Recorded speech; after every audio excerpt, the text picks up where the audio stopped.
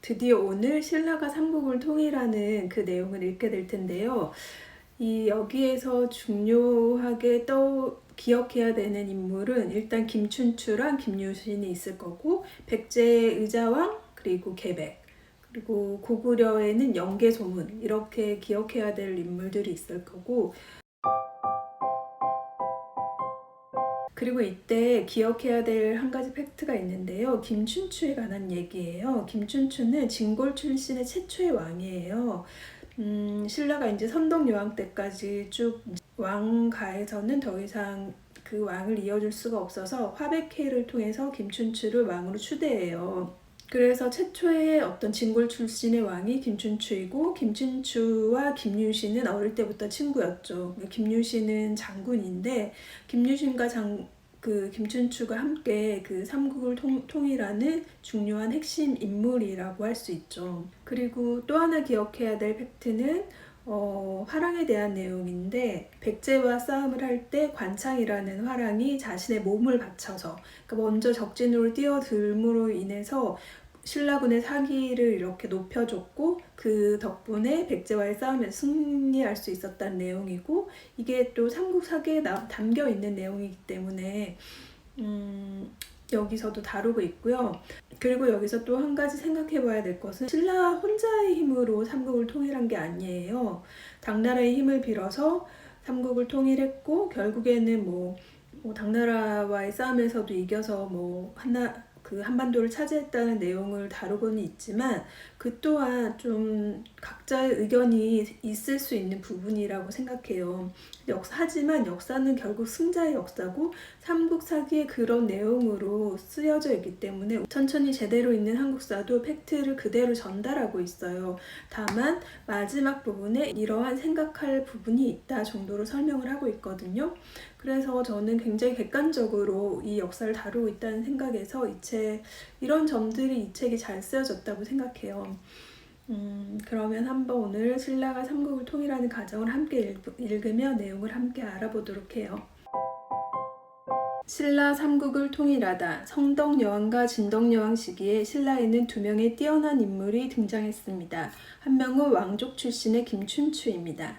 김춘추는 선덕여왕 때 비담 세력의 반란을 물리치며 신라의 중심인물로 떠올랐습니다. 다른 한 명은 가야 왕족의 후손 김유신입니다. 김유신은 젊은 시절에 화랑이 되었으며 여러 전투에서 큰 공을 세워 차츰 높은 벼슬자리에 올랐습니다. 김유신과 김춘추는 둘도 없는 친구였습니다. 김유신의 여동생과 김춘추가 결혼을 하며 두 사람은 관계가 더욱 끈끈해졌습니다. 둘은 신라가 중심이 되어 전쟁을 끝내고 삼국을 통일시키자고 약속했습니다. 그러나 현실은 녹록치 않았습니다. 신라는 백제 의자왕의 공격을 막아내기도 벅찼습니다. 신라를 도와줄 누군가가 필요했습니다. 고구려와 당나라의 전쟁이 끝난 지 김춘추는 당나라로 건너갔습니다. 김춘추는 태종에게 힘을 합쳐 백제와 고구려를 차례로 물리치자고 제안했습니다. 고구려의 이를 갈던 태종으로서는 김춘추의 제안을 거절할 이유가 없었습니다. 그런데 김춘추가 신라로 돌아온 이듬해에 당나라 태종이 뜻하지 않게 죽었습니다. 그 탓에 신라와 당나라의 연합 계획은 미뤄지고 말았습니다. 하지만 김유신과 김춘추는 군사력을 키우고 정치를 안정시키며 통일전쟁을 준비했습니다. 그런 가운데 진덕여왕이 죽자 화백회의에서는 김춘추를 태종 무열왕 자리에 올렸습니다. 진골 신부로는 처음으로 왕위에 오른 것입니다. 그러던 660년 마침내 소정방이 이끄는 당나라 13만 군대가 배를 타고 백제로 쳐들어왔습니다. 신라에서는 김유신이 이끄는 500만 군대가 백제로 향하였습니다. 한편 당나라와 신라의 공격 소식을 들은 백제 의자왕은 계백에게 5천 군대를 주어 신라를 막게 했습니다. 그런데 백제의 운명을 жил머지고 싸울 병사가 왜 5천 명밖에 없었을까요? 젊은 시절에 뛰어난 왕으로 이름을 드높이던 의자왕은 나이가 들을수록 사치와 향락에 빠졌습니다.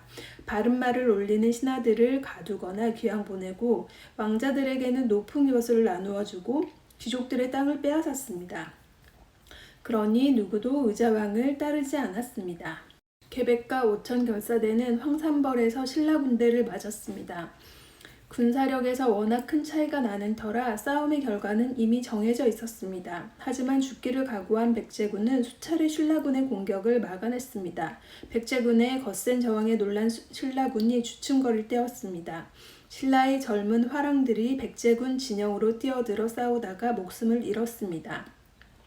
화랑 방굴과 관창이었습니다. 이들의 죽음을 지켜본 신라군은 다시 용기를 냈습니다. 신라군의 거센 공격에 계백과 오천 결사대는 결국 패배하고 모두 죽음을 맞았습니다.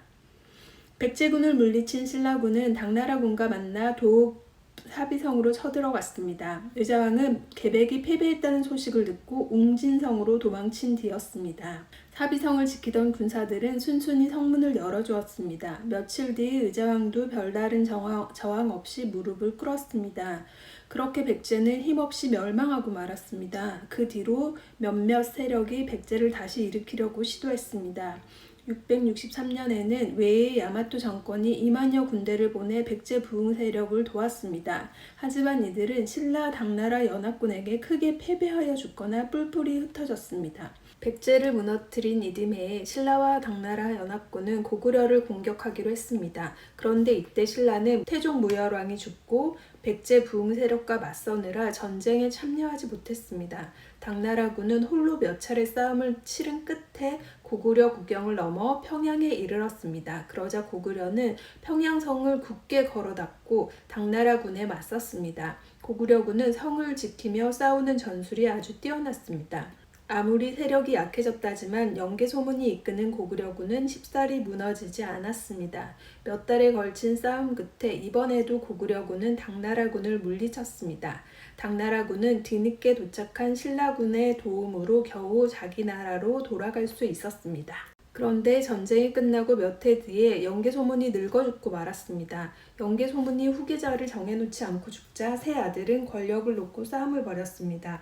권력 다툼에서 패배한 큰아들 남생은 국내선 주변에 세력을 모아 당나라에 항복해버렸습니다. 뒤이어 영계소문의 동생 연정토도 남쪽 지역 세력을 이끌고 신라로 넘어가 버렸습니다. 고구려는 손과 발이 잘린 셈이나 다름없었습니다. 668년 기회를 잡은 신라와 당나라 연합군은 다시 고구려를 공격했습니다. 그토록 굳건하던 평양성은 힘 한 번 쓰지 못하고 무너졌습니다. 한반도와 동북아시아 지역을 주름잡던 고구려가 허무하게 끝을 맺었습니다. 이렇게 해서 700여 년을 이어온 삼국시대는 막을 내렸습니다. 백제에 이어 고구려까지 멸망하자 신라와 당나라 연합군은 목표를 이룬 것처럼 보였습니다. 당나라와 신라는 연합군을 이룰 때 대동강 위쪽 땅은 당나라가, 아래쪽 땅은 신라가 갖기로 했습니다. 그런데 당나라는 약속을 어기고 옛 백제 영토를 넘볼 뿐만 아니라 신라에게까지 군대를 보내 직접 다스리려고 했습니다. 신라와 당나라는 한반도의 주인 자리를 놓고 마지막 전쟁을 벌였습니다. 처음에 신라는 당나라군을 거세게 몰아붙였습니다. 옛 고구려 세력과 힘을 모아 당나라군을 물리치기도 했습니다. 그러자 당나라도 더 많은 군대를 보내 신라군을 공격했습니다. 한때 신라는 당나라군에 크게 패배하여 위기를 겪었습니다. 그 와중에 김유신마저 병으로 세상을 떠났습니다. 하지만 신라군은 다시 군대를 정비해서 전쟁터로 나섰습니다. 그리고는 매소송, 경기도 연천과 기벌포, 충청남도 장항에서 당나라군을 크게 물리쳤습니다. 676년 기벌포 전투를 끝으로 당나라 전쟁을 포기했습니다. 7년에 걸친 전쟁이 끝난 것입니다. 이로써 신라는 고구려 백제를 아우르는 삼국통일을 이룰 수 있었습니다.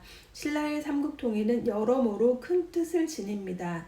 백성들은 전쟁의 두려움 없이 생활하고 전쟁에 쓰이던 비용은 경제와 문화를 발전시키는 데 쓸 수 있게 되었습니다. 또 한반도 전체가 하나의 국가 안에서 공동체를 이루게 되었습니다. 하지만 신라의 삼국통일에 대한 평가에는 아쉬운 목소리도 있습니다. 신라가 삼국 사이의 전쟁에 당나라를 끌어들인 탓에 고구려 영토 대부분을 당나라가 차지했고 통일신라는 대동강 아래쪽 땅만 다스리게 되었기 때문입니다.